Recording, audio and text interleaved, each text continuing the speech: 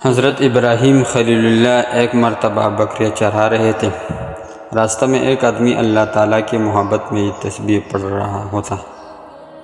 حضرت ابراہیم علیہ السلام کو یہ جملے بڑے اچھے لگے، اور ظاہر بات ہے کہ جس سے محبت ہوتی ہے اس کے ذکر سے دل کو لذت ملتی ہے اور دل اس کے لیے بے قرار ہو جاتا ہے۔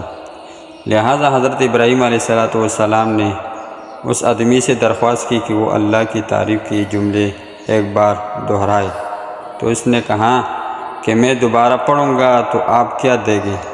حضرت ابراہیم علیہ السلام نے فرمایا کہ میں اپنی آدھی بکریاں دے دوں گا۔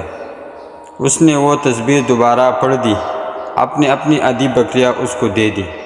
مگر جب آپ نے ان جملوں کو سنا تو محبت خداوندی سے اور زیادہ بے قرار ہو گئی، اور اس سے ایک بار پھر پڑھنے کی درخواست کی۔ تو اس نے پوچھا کہ اب کہ پڑھو گا تو کیا دو گے؟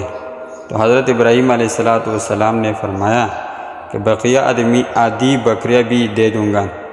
تو اس نے پھر ان جملوں کو پڑھ دیا، آپ نے باقی بکریاں بھی اس کو دے دی، مگر ابراہیم علیہ السلام کی پیاس نہیں بجھی۔ آپ نے اس سے پھر پڑھنے کے لیے فرمایا، تو اس نے کہا کہ اب تو آپ کے ساری بکریاں ختم ہو گئی، اب پڑھو گا تو کیا دو گے؟ حضرت ابراہیم علیہ السلام نے فرمایا کہ جی ہاں، بکریاں تو ختم ہو گئی اور کوئی چیز میرے پاس دینے کو نہیں ہے، مگر خود میرے ذات تو موجود ہے، اور آپ کو بھی کوئی بکری چرانے والا چاہیے، اس لیے ایک بار اور پڑھ لے دیجیے، اس کے بدلے میں آپ کا غلام بن جاؤں گا، آپ مجھ سے ان بکروں کو چرانے کا کام لے لیں۔ اللہ اکبر!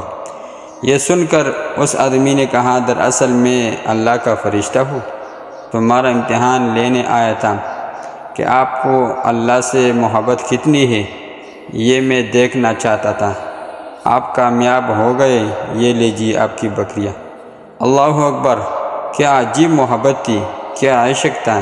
ایک بار اللہ کا نام لینے، اس کی تسبیح بیان کرنے پر پہلے تو ساری بکریاں دے دی، پھر خود اپنی ذات کو غلامی کے لیے پیش کر دیا۔